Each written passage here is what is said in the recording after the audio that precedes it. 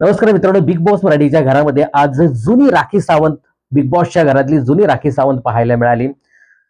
ज्या पद्धतीने आज जो काही पराक्रम राखी सावंतने केला, तर नक्कीच जुनी बिग बॉस गाजवणारी राखी सावंत बऱ्याच दिवसांनी आज आपल्याला पाहायला मिळाली. आणि पुढचा आठवडा पूर्ण राखी सावंत ही तंटोजीराव भांडखुर्दळ यांच्या उत्तराधिकारी म्हणजे राणीसाहेब म्हणून वावरताना दिसणार आहे. आणि हा पूर्ण आठवडा राखी सावंत ही सदस्यांना आपल्या तालावरती नाचवताना दिसणार आहे. आणि राखी सावंतकडे खूप संधी आहे आपलं भरपूर सारं एंटरटेन करण्याची. आता राखी त्याच्यामध्ये किती यशस्वी होते हे पाहणं खूपच इंटरेस्टिंग ठरणार आहे. पण आज मला ना राखीची दोन रूपं पाहायला मिळाली. एक कन्फेक्शन रूम मध्ये जाण्या अगोदरची वेगळी राखी आणि कन्फेक्शन रूमच्या नंतरची राखी पूर्ण वेगळी पाहायला मिळाली. म्हणजे अगोदरची जी कन्फेक्शन रूमच्या अगोदरची भांडखुदळ, मस्तीखोर, खोड्या करणारी अशी राखी पाहायला मिळाली. आणि त्यानंतर बिग बॉसने सांगितल्याप्रमाणे चला टीम राखी सावंतला उचला आणि घराबाहेर काढा. त्यानंतर जे काही राखी राणी बनली, त्यानंतर राणीचा एक ओरा असतो, तसा ओरा राखीमध्ये मला दिसला नाही. कदाचित तो पुढे दिसेल. पण एकदम जे काही तिला पद दिलं ना, ते अगदी कॉमेडीच्या रूपात ती घेऊन गेली. अनुश्री आणि रुचिता पण या संदर्भात बोलत होते. मला असं वाटलं की आत्ता खरी बिग बॉसला सुरुवात होते की काय, राखी सावंत एकेकाची जबरदस्त शाळा घेईल. पण तसं काही आज पाहायला मिळालं नाही. कदाचित आपण अजून अशा अपेक्षा ठेवूया की पुढे आपल्याला नक्कीच काहीतरी फार धमाल, इंटरेस्टिंग, ट्विस्ट भरं असं पाहायला मिळेल. जे काही नॉमिनेशन प्रक्रिया पार पडली त्याच्यामध्ये राखी म्हणजे असून नसल्यासारखी होती. काही काही ठिकाणी नक्कीच राखीला बोलण्यासारखं होतं. परंतु तिने जाणून बुजून ते टाळलं का, की उगाच याच्यामध्ये वाद कशाला, असं काहीतरी तिचं असावं. पण तिथे म्हणजे राखीचा एकंदरीत स्वभाव पाहता तिथेही ती बोलू शकत होती.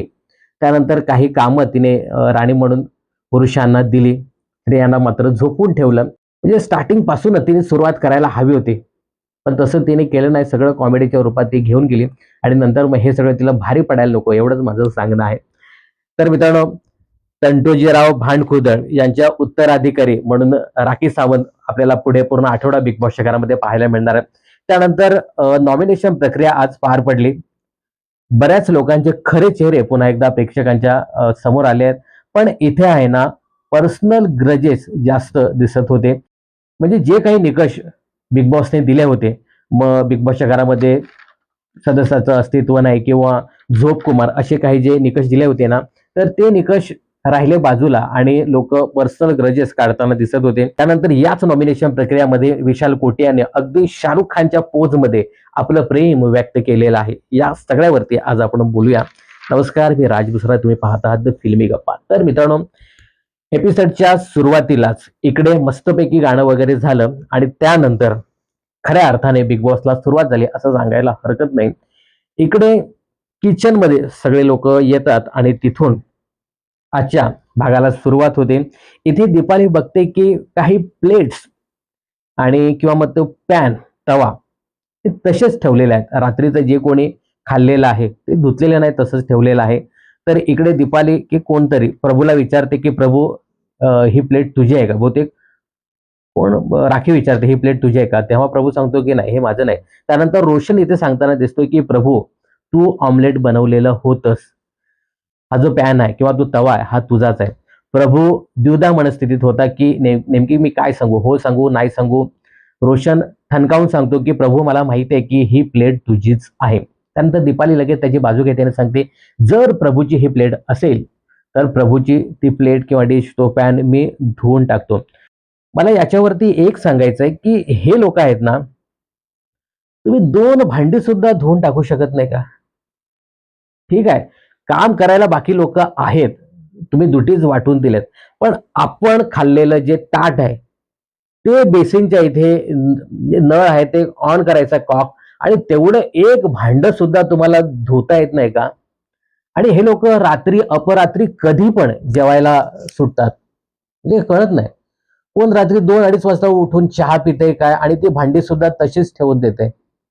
या लोकांना ऍसिडिटी नावाचा काही प्रकार, आजार काही होतो की नाही?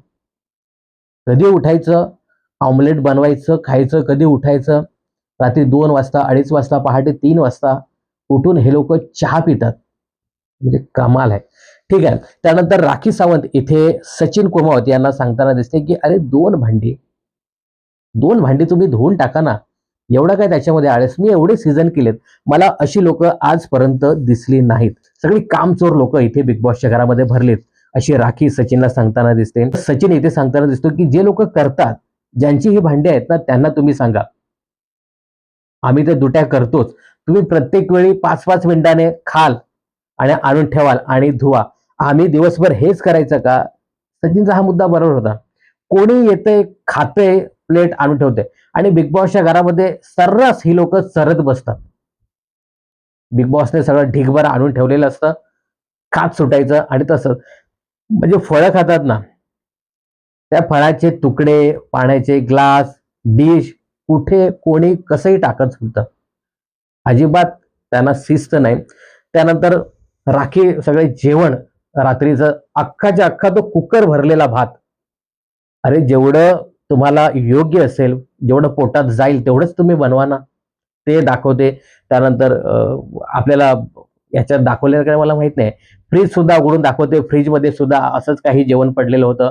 भांडी तशीच खरकटी हे सगळं त्यांनी ठेवलेलं आहे आणि राखी हे सगळं दाखवते. त्यानंतर साफसफाईच्या ह्याच्यामध्ये एक ते भांडं ज्याच्यामध्ये सगळ्या भाज्या वगैरे व्हेजिटेबल ठेवतात. मग ते काढते. त्याच्यामध्ये राखीला वाटतं की या लेंड्या आहेत. तर त्या लेंड्या तिकडे बाहेर बसलेली जी टोळी टीम आहे त्यांना दाखवते की ही बघा तुमची स्वच्छता. हे बघा तुमच्या सडलेल्या, कुजलेल्या भाज्या तुम्ही अशाच ठेवलेल्या आहेत.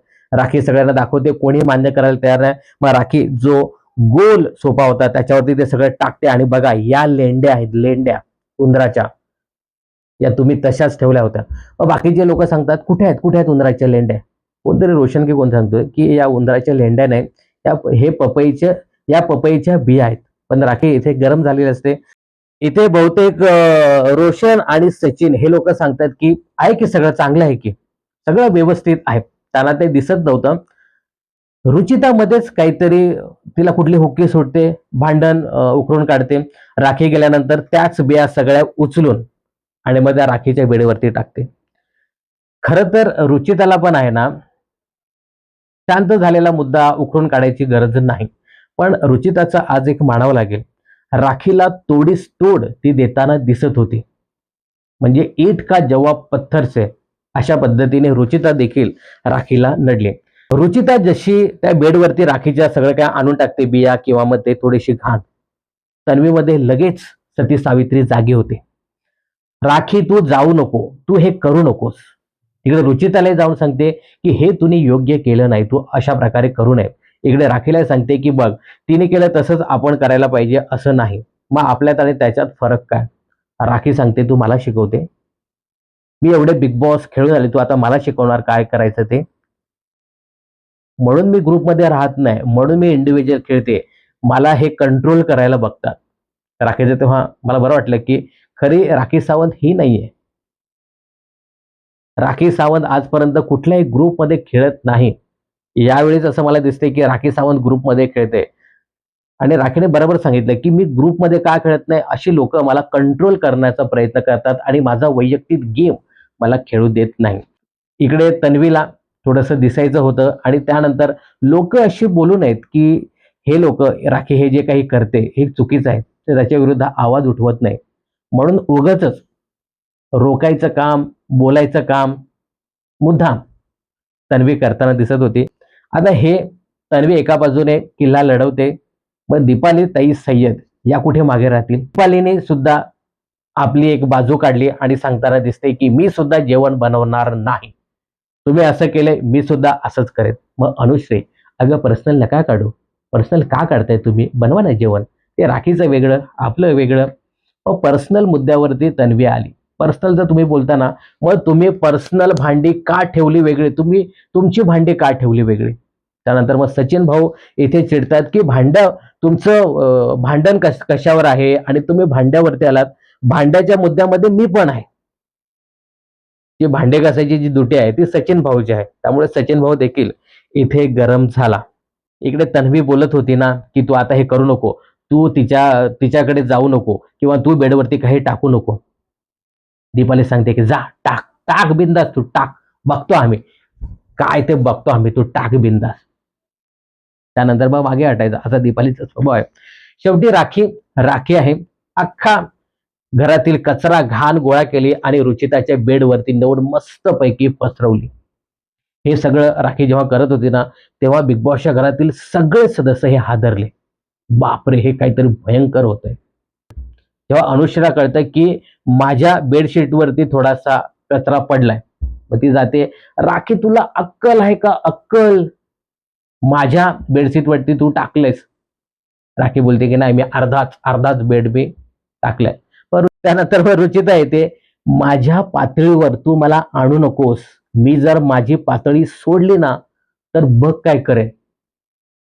रुचिता पातळी सोडणार. रुचिताने पातळी धरली कुठे? म्हणजे दोन कानाखाली कोणाचे तरी लावून द्यायचा आणि सांगायचं, बघ मारे ना तुला मी, तू मला मारायला लावू नको. अशी रुचिताची पातळी आहे. पण मगाशी सांगितलं ना की रुचिता पण जबरदस्त भेडली पोरगी. म्हणजे राखी सावंत समोर आहे असं तिने विचारच केला नाही आणि ती जबरदस्त भिडत होती, लढत होती. बाकीच्यांमध्ये आहे ना, मला तेवढा कॉन्फिडन्स दिसत नाही राखीच्या अगेन्स्ट बोलायला. रुचिता जबरदस्त लढली. तू घाण टाकली ना, ती सुद्धा चहाचं खरकटं भांड ती सुद्धा घेऊन येते, त्याच्यामध्ये पाणी असतं, खराब पाणी. आता मी टाकू का, मी टाकू का? त्यानंतर अनुश्री येते आणि ते घेऊन जाते. आता याच्यामध्ये ते बारकं मध्ये मध्ये फुटेज घेण्यासाठी चपटे नाकाजीन अमुक तमुक, त्या बारक्याचा तिथे काही विषय पण नव्हता.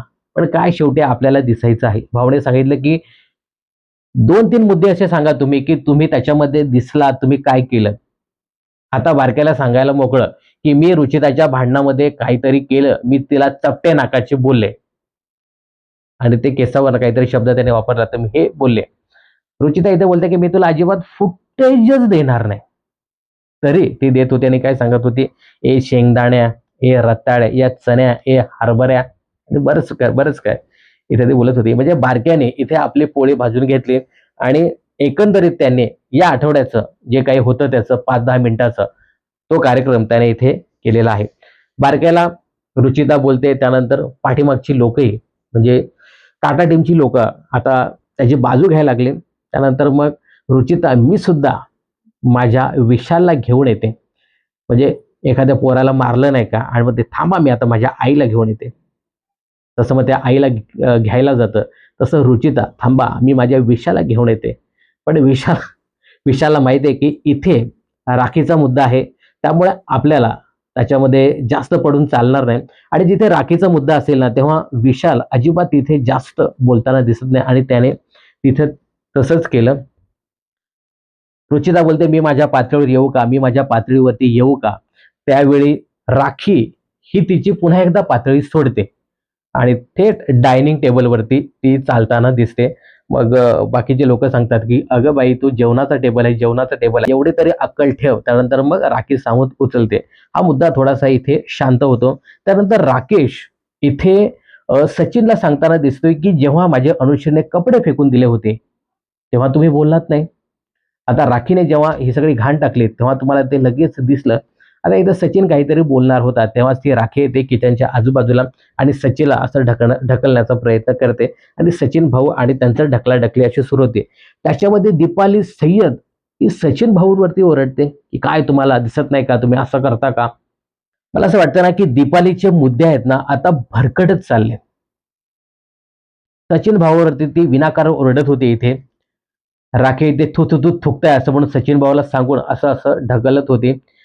सचिन भाऊ सांगतात की बघा तरी तुम्ही कोण काय करते हे बघा आणि नंतर बोला. तर एकंदरीत असं दिसतंय की दीपाली आहे ना, थोडेसे जे काही मुद्दे आहेत ना, ते तिचे भरकटच चालले असं एकंदरीत पाहायला मिळतंय.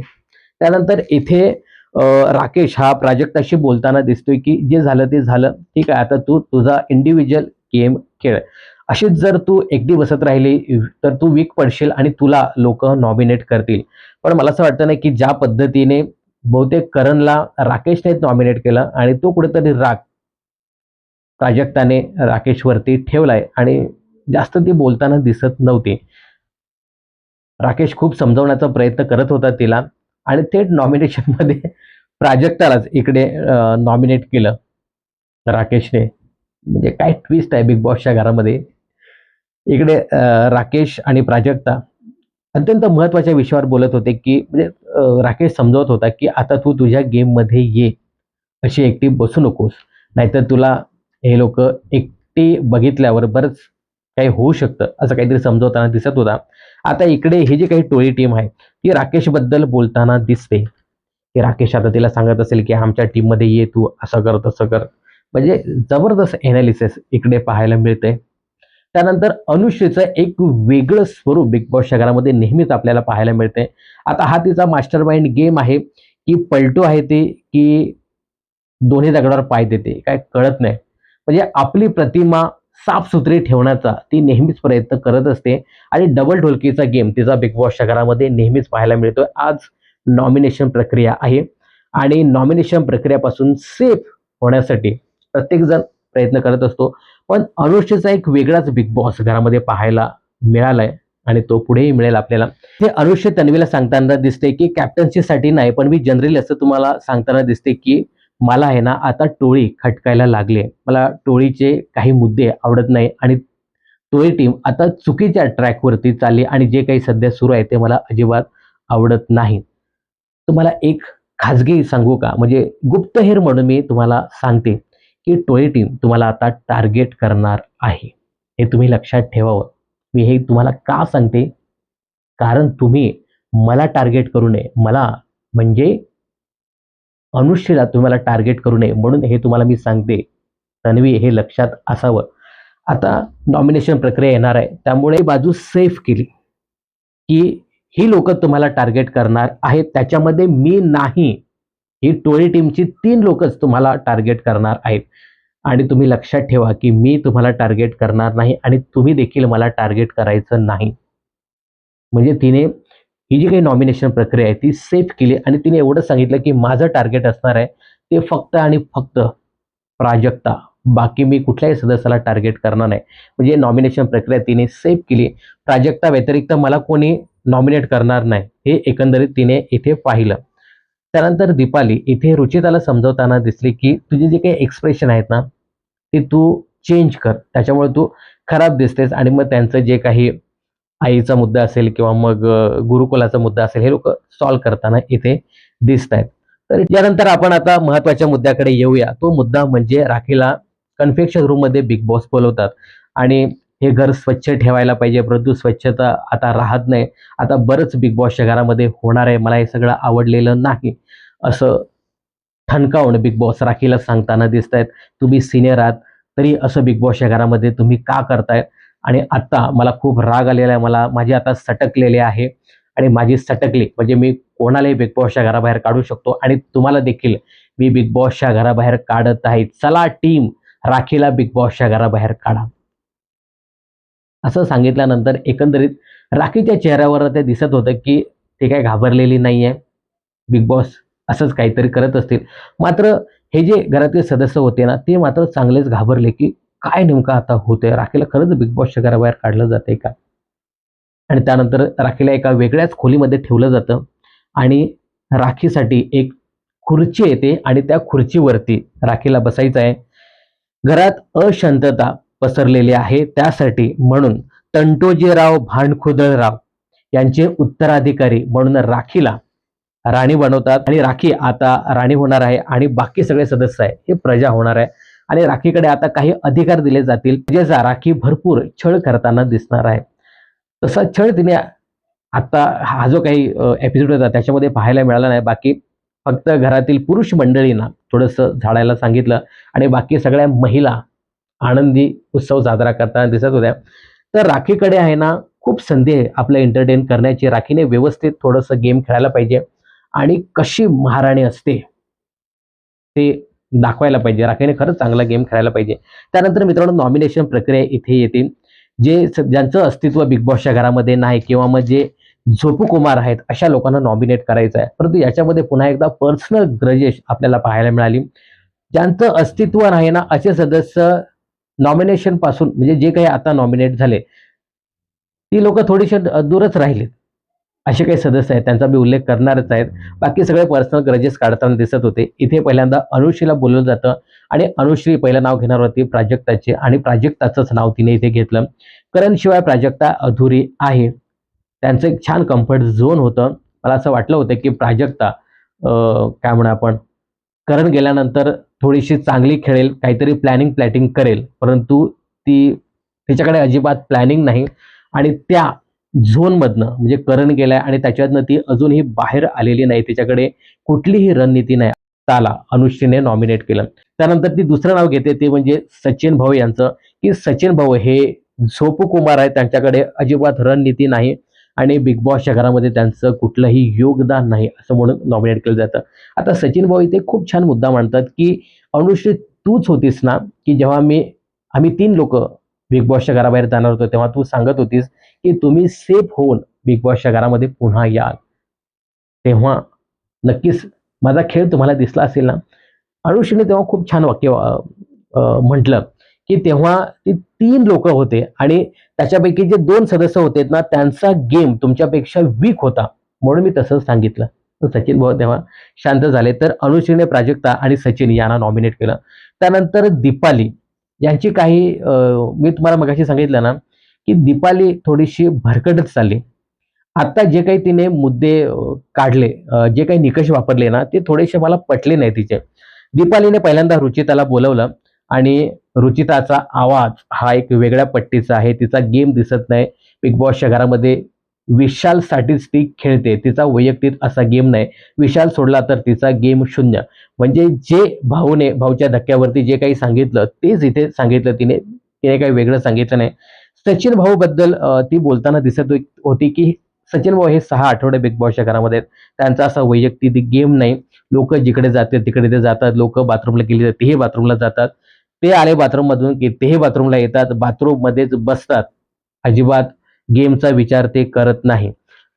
करण जेव्हा नॉमिनेट होता तेव्हा करणला सांगत होते की कसा गेम खेळायचा. परंतु स्वतः जेव्हा नॉमिनेट झाले, तेव्हा आपण कसा गेम खेळायचा हे त्यांना माहीतच नव्हतं. तर इथे सचिन भाऊंची छान रिएक्शन होती, की तुमचे हे जे काही मुद्दे आहेत ना, ते एकदम पानचट आहेत आणि तुम्ही मला काय बाल्कनीचं सांगता, की तुम्ही बाल्कनीत बसता किंवा बाथरूममध्ये बसता. तर तुम्ही सुद्धा एक दुसरे कोपरे घेऊनच बसता. तुम्हाला आम्ही काय बोलतो का, की तुम्ही हेच कोपरे का घेऊन बसता, की तुम्ही इथेच बसा. तर सचिन भाऊ जेव्हा त्यांच्याकडे मुद्दे ठेवण्याची गोष्ट येते ना, तर सचिन भाऊंना कोणीही म्हणजे त्यांचा हात कोणी धरू शकत नाही असे ते परफेक्ट मुद्दे एकदम ठेवतात. त्यानंतर सागरने देखील 2 सदस्य नॉमिनेट केले. पहिला सदस्य नॉमिनेट केला ते म्हणजे दीपालीला. दीपालीसाठी त्याने असं कारण सांगितलं, की भाऊच्या धक्क्यावरती अ, भाऊने सांगितलं होतं, की अपशब्द कोणीही वापरू नये. परंतु तुम्ही रुचिताची लायकी काढली इथे आणि त्यानंतर तुम्ही प्रत्येक वेळी प्रत्येक मुद्द्यामध्ये तोंड घुसवण्याचा प्रयत्न करता. राखीचं जे काही भांडण झालं होतं, त्या भांडणामध्ये पण तुम्ही उगाचच कारण नसताना भांडत होतात. तर हे जे दोन्ही कारणं दिली ना, ती योग्यच होती सागरची. पण दीपाली ते सांगते, की "सागर भाऊ, अच्छा ये बात है, तुम्ही मला नॉमिनेट केलं. हां, म्हणजे आत्ता माझ्याकडे काहीतरी मुद्दा मिळाला तुम्हाला नॉमिनेट करण्याचा." म्हणजे दीपालीकडे कुठल्याही प्रकारचे मुद्दे नाहीये. सागरचा एक मुद्दा मिळाला. चला, मला नॉमिनेट केलं म्हणून मी त्याला आता नॉमिनेट करा. सागर हे बोलला सुद्धा, की मी नॉमिनेट करणार म्हणून तुम्ही मला नॉमिनेट करा. नाही, नाही तसं नाही. पण कारण मला मिळालं असं म्हणून ती सांगत होती. त्यानंतर आरबीला इथे सागरने नॉमिनेट केलं. आरबी तुझा गेम चांगला आहे, नक्कीच चांगला आहे. पण जेव्हा मी कॅप्टन झालो होतो, तेव्हा मी प्रत्येक वेळी तुझ्याकडे यायचो आणि विचारायचो, की हे बरोबर आहे का? ते बरोबर आहे का? हे चुकलंय का? मी कसं करतोय? तेव्हा तुम्ही काय बोलत नव्हता. पण माझी कॅप्टन्सी संपल्यानंतर बरेच गड़े हुए मुद्दे आप उखाड़ रहे थे. म्हणजे ते कारण नसताना. सागर सांगतो, की तुम्ही पुढे येत नाही. तुम्ही दुसऱ्याच्या खांद्यावरती बंदूक ठेवून खेळता. म्हणजे अत्यंत संवेदनशील असा मुद्दा सागरने आरबीचा काढला. मग आरबी सांगतो, की "तू काय करतोयस? तू पुढे येऊन खेळतोयस का?" आरबीचं बरं होतं तेव्हा, की "सागर तू कुठे पुढे येऊन खेळतोयस? तू कुठे मुद्दे काढतोयस? तू पण अजून आपला गेम पाठीमागेच आहे तुझा पण. अजून कुठे तू पुढे येऊन खेळतोयस?" तर आरबीचं हे उत्तर देखील बरं होतं. त्यानंतर विशालने 2 सदस्यांना नॉमिनेट केलं. पहिलं नॉमिनेट केलं ते म्हणजे प्रभूला. प्रभू, अंडे आणि साखरेशिवाय तुझं काहीच नाही आणि तू जास्त दिसत नाही तुझा बिग बॉसच्या घरामध्ये अजिबात गेम नाही. तू थेट घरी जा. बघा, असं कोणी सांगू शकत नाही की तू थेट घरी जा, असं कोणी बोलू शकत नाही. परंतु ते विशालकडनं निघालं. त्यानंतर बारकं सुद्धा जे काही तुटून पडलं ना, म्हणजे खतरनाक असं. बारक्याचं पण मुद्दे मांडताना कोणी हात पाय तोंड धरू शकत नाही. जबरदस्त. अंडी साखर हे बिग बॉस देतात, तू देतोस का? आणि राहिला प्रश्न माझा, मी बिग बॉसच्या घरामध्ये खेळतोय, गेम दाखवतोय, म्हणून पब्लिक जनता मला सेफ करते. प्रत्येक वेळी मी नॉमिनेट आहे आणि प्रत्येक वेळी मला लोकांनी सेफ केले. आणि तू मला सांगू नको घरी जायचं की नाही, तू मला सांगायचं नाही. विशालची बोलतीच बंद केली. विशालने ठरवलेलंच आहे की बारक्याला, जोपर्यंत बारकं आणि मी बिग बॉसच्या घरामध्ये आहे तोपर्यंत बारक्याला मी नॉमिनेट करणार म्हणजे करणार. आणि विशाल त्याला नॉमिनेट करत सुटलाय. त्यानंतर दुसरं नाव घेतलंय ते म्हणजे दीपाली सय्यदचं. दीपाली सय्यदला मला बोलतो नॉमिनेट करायचं नाही, पण मी नॉमिनेट करतो. जो काही सेल्स गर्लचा जो काही मुद्दा होता तो इथे स्पष्ट करून सांगतोय की ती जी लोक आहेत ना, त्यांची ती दीपाली सारखीच दिसतात, असं असं असा माझा सांगण्याचा उद्देश होता, बाकी काही नाही. आणि तो खूप वेगळ्या वेने तुम्ही लोक घेऊन गेलात म्हणून त्यांनी स्पष्टीकरण दिलं. आणि इथे आपलं खुल्लम खुल्ला प्यार व्यक्त केलेला आहे विशालने, की आहे माझं रुचितावरती प्रेम, मान्य करतो मी. प्रत्येक वेळी तुमचे टोमणे मला ऐकायला लागतात की ती आता विशालकडे गेली, हे दोघेच बसतात, असे बसतात, तसे बसतात. हे ऐकून मला कंटाळा आला. मी स्पष्ट व्यक्त करतो की मला रुचिता आवडते. आमच्यात जरी 15, 20, 50, 60 वर्षाचं अंतर असलं तरी आम्ही मॅनेज करू. तुम्हाला काय घेणं देणं आहे? आमचं प्रेम आहे. आम्ही करतो एकमेकांवरती प्रेम. हे सांगितल्यानंतर बाई रुचिताची जी काही कळी फुलली ना, जे काही गोड स्माईल तिच्या चेहऱ्यावरती आली, म्हणजे कमाल. अशा उपळ्या फुटलेल्या तिला. ला ला ला ला ला, भारी दिसत होती एकदम रुचिता. तर खुल्लम खुल्ल असं प्रेम विशालने व्यक्त केलेलं आहे. विशाल अजून एक छान बोलला की बिग बॉसच्या घरामध्ये आहे ना, इथे वस्तूला किंमत आहे, मात्र व्यक्तीला इथे किंमत नाही. बरोबर भावा, एकदम तू परफेक्ट बोलला. नंतर दीपाली बोलते की कॉंग्रॅच्युलेशन, फायनली तू मान्य केलेलं आहेस, परंतु बिग बॉसच्या घराबाहेर गेल्यानंतर तुम्ही हे तुमचं प्रेम कंटिन्यू ठेवा. त्यांचा वैयक्तिक प्रश्न आहे, त्यांना ठेवायचं की नाही ठेवायचं हा त्यांचा वैयक्तिक प्रश्न आहे. ठेवो की न ठेवो, मग याच्यावरती आपली रुचिताबाई, तिला तर मुद्दाच मिळाला, मग ती शांत होते का? विशाल मात्र शांत झाला, पण रुचिता मात्र आपली बडबड करायला तिने सुरुवात केली. त्यानंतर इकडे राकेशने प्राजक्ता आणि सचिनला नॉमिनेट केलं. वाटलं नव्हतं प्राजक्ताला राकेश नॉमिनेट करेल, परंतु तिचा जो काही सध्या वीक पॉइंट आहे बिग बॉसच्या घरामध्ये, ती जास्त ऍक्टिव्ह नाहीये, एकटी राहते, तिचा कुठलाही गेम प्लॅन नाही वगैरे, हे सगळं काढून प्राजक्ताला त्यांनी नॉमिनेट केलं. प्राजक्ता ही सांगते की भांडण तंटे करून मला गेम खेळायचा नाही, मी जसे आहे तसेच लोकांसमोर जाणार. यानंतर सचिन भाऊला त्याने नॉमिनेट केलं की सचिन भाऊ बिग बॉसच्या घरामध्ये जास्त दिसत नाही, झोपूनच असतात, दिवसा ते झोपतात, बाथरूममध्ये जातात, इकडे बसतात, तिकडे बसतात, त्यांचा बाल्कनी गेम आहे बिग बॉसच्या घरामध्ये, ते जास्त दिसत नाही. सचिन भाऊने त्यानंतर एक जो काही मुद्दा काढला ना, तो म्हणजे तुम्ही ज्यांना नॉमिनेट करायचं आहे त्यांना तुम्ही नॉमिनेट करत नाही, आणि माझ्यासारख्या गरीब पोरावरती तुम्ही अन्याय करता आणि मला नॉमिनेट करता. म्हणजे एकदम जबरदस्त सचिन भाऊने हा मुद्दा इथे काढलेला आहे. तर इकडे प्राजक्ताने अनुश्री आणि प्रभूला नॉमिनेट केलं. इथे ती सांगताना दिसते की ही झोपाळू आहे, हिचा बिग बॉसच्या घरामध्ये जास्त गेम नाहीये, पलटू आहे ती, आणि बिग बॉसच्या घरामध्ये काही नाती तयार होतात, तयार करावी लागतात, असं काहीतरी ती सांगते. यावरती अनुश्री सांगते की मी इथे नाते करायला आलेले नाहीये, आणि बिग बॉसच्या घरामध्ये अशी नाती बनत नाही 1-2 महिन्यामध्ये, फार काळ जावा लागतो. कदाचित हा जो टोला आहे हा अनुश्रीने टोळी टीमच्या इतर सदस्यांना लावला असेल, आणि बोलतो मी उठत नाही सकाळी कारण मला डान्स करायचा नसतो, मी आळशी आहे, थोडीशी आहे मी आळशी, पण मला डान्स करायचा नसतो. त्यानंतर इथे प्रभूला ती नॉमिनेट करते, आणि प्रभू लयच लायकी बेकी पर्यंत जातं ते प्रभूने थोडासा कंट्रोल स्वतःवरती ठेवायला पाहिजे. ठीक आहे. तर अशा प्रकारे प्राजक्ताने अनुश्री आणि प्रभूला नॉमिनेट केले. आता या नॉमिनेशन प्रक्रियेअंतर्गत ज्याचा बिग बॉसच्या घरामध्ये गेम कमी आहे अशा सदस्यांना नॉमिनेट करायचं आहे. हे लोक स्वतः पर्सनल ग्रजेस काढताना दिसत होते. आता याच्यामध्ये रोशनचा बिग बॉसच्या घरामध्ये गेम कुठे दिसतोय, आपल्याला दिसतोय का? त्याच्याबद्दल कोणीच काही बोलत नाहीये. विशालने इकडे ठीक आहे प्रभूला नॉमिनेट केलं, दीपालीचं नाव घेतलं. त्यानंतर सागरने म्हणजे काही कारण नव्हती दीपाली आणि आरबीचं नाव घ्यायला. जे तुम्हाला वीक कंटेस्टंट दिसत आहेत त्यांना तुम्ही नॉमिनेट करा. असं मी सांगत नाही की याच लोकांना तुम्ही का केलं, पण एकंदरीत पर्सनल ग्रजेस न काढता ज्यांचा खरंच बिग बॉसच्या घरामध्ये गेम नाही आहे, त्यांचं अस्तित्व नाही आहे, अशा लोकांना तुम्ही नॉमिनेट करायला पाहिजे. तर आता बघू, एकंदरीत आता तरी असं दिसतंय की अनुश्री, त्यानंतर सचिन भाऊ, दीपाली, प्रभू आणि प्राजक्ता असे 4-5 कंटेस्टंट आज एकंदरीत नॉमिनेशन मध्ये पाहायला मिळतात. उद्या तन्वी आणि रुचिताचं जबरदस्त वाजणार आहे. तन्वी ही रुचिताला नॉमिनेट करत असताना दोघांनीही पातळी सोडलेली आहे. आता बघू उद्या अजून कोणकोणते सदस्य नॉमिनेट होतात. तर ही जी काही नॉमिनेशन प्रक्रिया आहे ना, ती मजेशीर होती. याच्यामध्ये मला असं वाटतं की सचिन भाऊ आणि प्रभू प्राजक्ता हे 3 लोक नॉमिनेशन मध्ये नक्कीच असणार आहे. तर या तिघांपैकीच एक सदस्य हा या आठवड्यात घराबाहेर जाणार असल्याचं एकंदरीत पाहायला मिळते. तर या आठवड्यामध्ये आपल्याला मित्रांनो तंटोजीराव भांडकुदळ यांच्या उत्तराधिकारी राखी सावंत या महाराणीचा महाप्रताप बिग बॉसच्या घरामध्ये पाहायला मिळणार आहे. म्हणजे त्यांचं राज्य या आठवड्यात असणार आहे. राखीने आहे ना थोडंसं थोडंसं नाही, भरपूर कामाला लावायला पाहिजे, मजा आणायला पाहिजे. तर एकंदरीत ही जी काही नॉमिनेशन प्रक्रिया पार पडली, याच्यामध्ये काय वाटतं तुम्हाला? कोणते सदस्य नॉमिनेट व्हायला पाहिजेत? हे कमेंट्स करून नक्की सांगा. बिग बॉस आणि मनोरंजन क्षेत्रातील अशाच फिल्मी अपडेट जाणून घेण्यासाठी चॅनल जर सबस्क्राईब केलं नसेल तर जरूर करा.